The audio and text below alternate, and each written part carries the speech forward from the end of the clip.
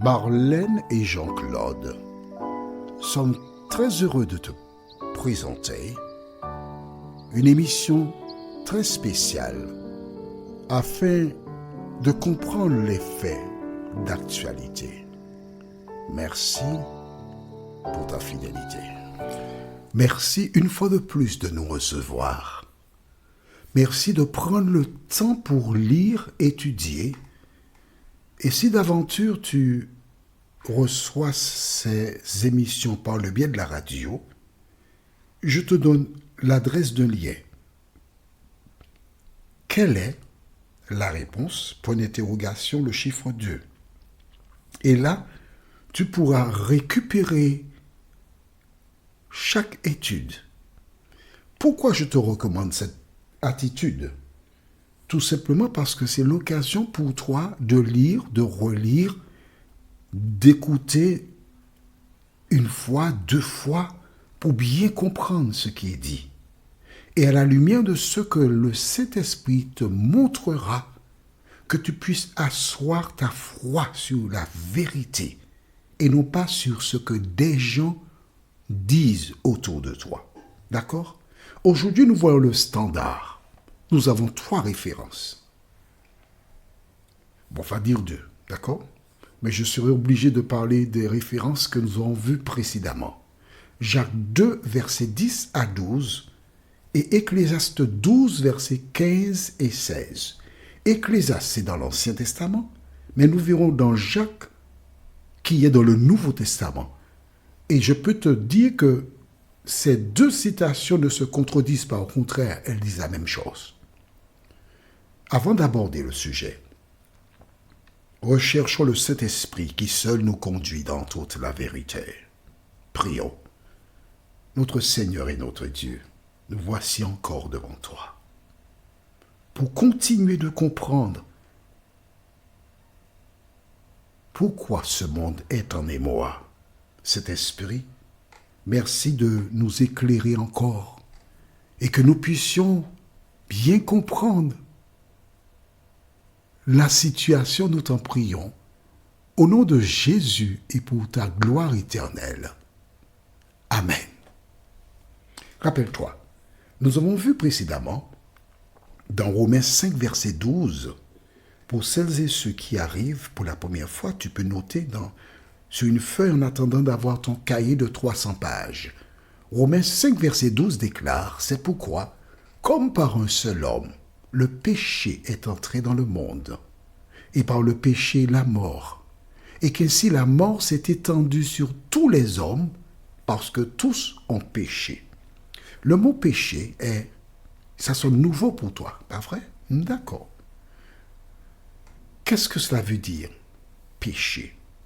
Dans 1 Jean chapitre 3, verset 4, tu peux écrire ça aussi sur la feuille, si tu n'as pas encore le cahier de 300 pages, mais j'espère que tu ne vas pas tarder. Bien. 1 Jean 3, verset 4, les bonnes versions, c'est-à-dire les anciennes, déclarent « Quiconque pêche transgresse la loi, et le péché est la transgression de la loi. » Tu notes bien avec moi, il est question de la loi. Il n'est pas question d'une loi, mais de la loi. Quand il est dit la loi, article défini, il s'agit d'une loi en particulier qui est connue. D'accord? Alors, lorsque nous lisons Romains 5, 12, nous devrions lire ainsi. C'est pourquoi, comme par un seul homme, la transgression de la loi est entrée dans le monde, et par la transgression de la loi, la mort, et qu'ainsi la mort s'est étendue sur tous les hommes, parce que tous ont transgressé la loi. L'homme en question, c'est Adam. Donc, le péché existait à la création. Non, le péché est venu après la création, lorsqu'Adam et Ève ont mangé du fruit, parce que Dieu avait dit, le jour où tu en mangeras, tu mourras. Romains 6, 23 déclare, car le salaire du péché, ou encore le salaire de la transgression de la loi, c'est la mort, mais le don gratuit de Dieu, c'est la vie éternelle en Jésus-Christ. Un salaire, c'est quelque chose que tu perçois après une activité ou encore une prestation. Dès qu'il y a mort, c'est parce qu'il y a eu avant quoi? Péché. Le péché, c'était quoi? C'est ce que nous verrons. De quelle loi s'agit-il? Quel est le standard par lequel nous serons jugés? Allons dans le livre de Jacques, chapitre 2. Jacques, c'est vers la fin de la Bible. Alors, à la fin de la Bible, tu as Apocalypse. Juste devant, tu as Jude. Avant Jude, tu as 3 Jean, 2 Jean, 1 Jean, 2 Pierre, 1 Pierre. Et juste avant 1 Pierre, tu as Jacques. Jacques, chapitre 2, versets 10 à 12. Que dit la Bible? Car quiconque observe toute la loi, mais pêche, ok, on a trouvé le mot, pêche, ou encore transgresse contre un seul commandement, devient coupable de tous. En effet, celui qui a dit tu ne commettras point d'adultère, a dit aussi tu ne tueras point. Or, si tu ne commets point d'adultère, mais que tu commettes un meurtre, tu deviens transgresseur de la loi. Parlez et agissez comme devant être jugé par une loi de liberté. On s'arrête ici. C'est bon? Je reprends pour toi avec plaisir. Car quiconque observe toute la loi, mais pêche contre un seul commandement, devient coupable de tous. En effet, celui qui a dit tu ne commettras point d'adultère a dit aussi tu ne tueras point. Or, si tu ne commets point d'adultère, mais que tu commettes un meurtre, tu deviens transgresseur de la loi. Parlez et agissez comme devant être quoi? Jugé par une loi de liberté. Dieu te donne la liberté totale. Tu fais comme bon te semble. Alors, nous avons ce qui s'appelle le code Rousseau ou encore code de la route. Celui qui conduit un véhicule doit avoir le permis. Afin d'obtenir ce dernier, il faut qu'il connaisse les panneaux du code de la route et qu'il démontre à un inspecteur qu'il est en mesure de conduire un véhicule, stationner, faire les démarrages en côte, etc. D'accord? Quand il a donné la preuve de sa capacité, on lui donne le permis. Que doit-il faire? Respecter les panneaux. Aussi longtemps que son véhicule est en bonne condition de marche et qu'il respecte les panneaux, on ne peut pas l'arrêter. Il ne peut pas avoir de contravention. Mais s'il respecte certains panneaux et d'autres, il ne le fait pas, et un policier dans le secteur, il va lui donner une contravention. Pourquoi? Parce qu'il est censé respecter tous les panneaux du code de la route. Note bien avec moi.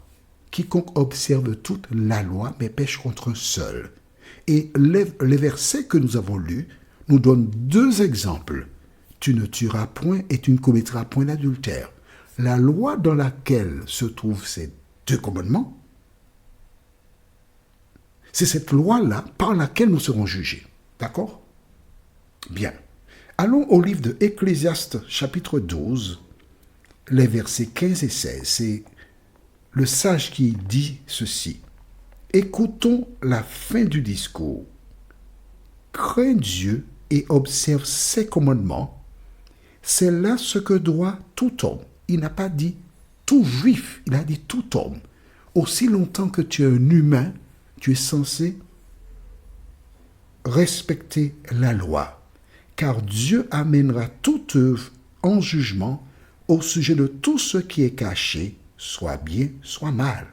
Nous serons jugés en fonction de nos actions. Est-ce que c'est clair pour toi? C'est bon? Parfait. Donc, attention. La loi ne sauve personne. La loi, c'est simplement le standard, la manière de vivre. Sur la nouvelle terre, il faudra respecter les normes. Et c'est ça la norme.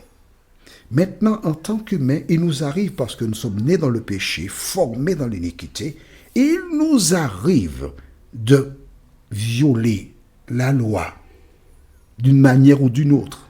Tout ce que nous avons à faire, c'est de reconnaître qu'on a mal agi. Deuxièmement, faire ce qu'il faut. Exemple, si tu insultes ta maman ou ton père, ton parent, tu dois reconnaître que tu as mal agi.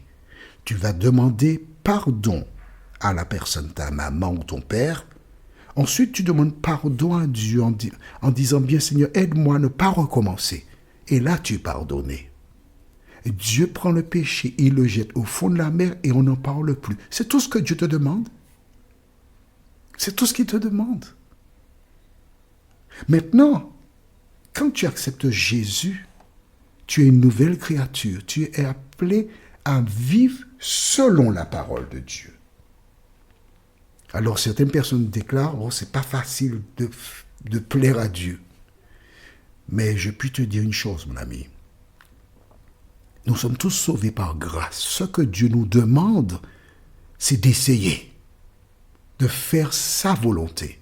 Et nous verrons cela au fil des jours où je vais te montrer différents éléments simples venant de la Bible pour que tu avances.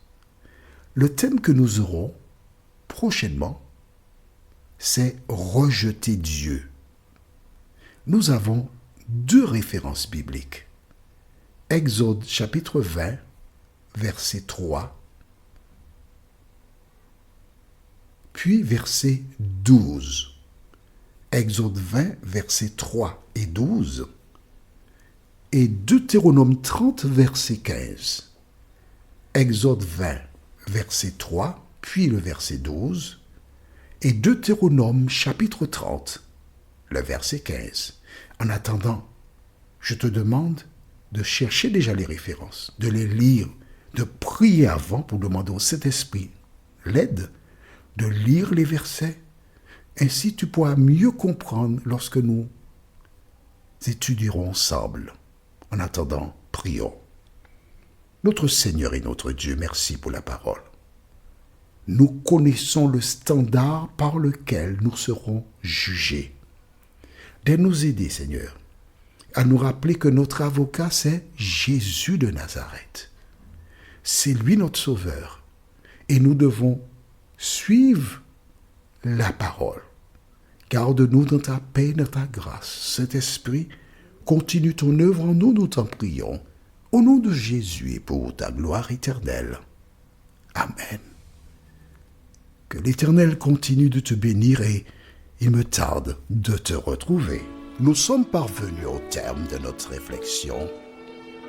Si d'aventure tu as une question, il te suffit d'envoyer un message par le biais de WhatsApp au numéro suivant, plus 596 696 88 93 93.